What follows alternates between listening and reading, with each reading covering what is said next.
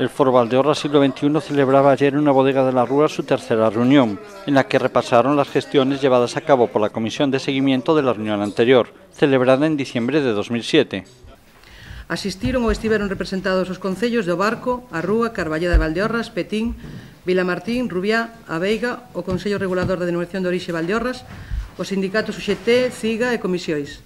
o representante do Consello Comarcal do BNG, así como representantes das asociacións empresariales AEVA e AGP.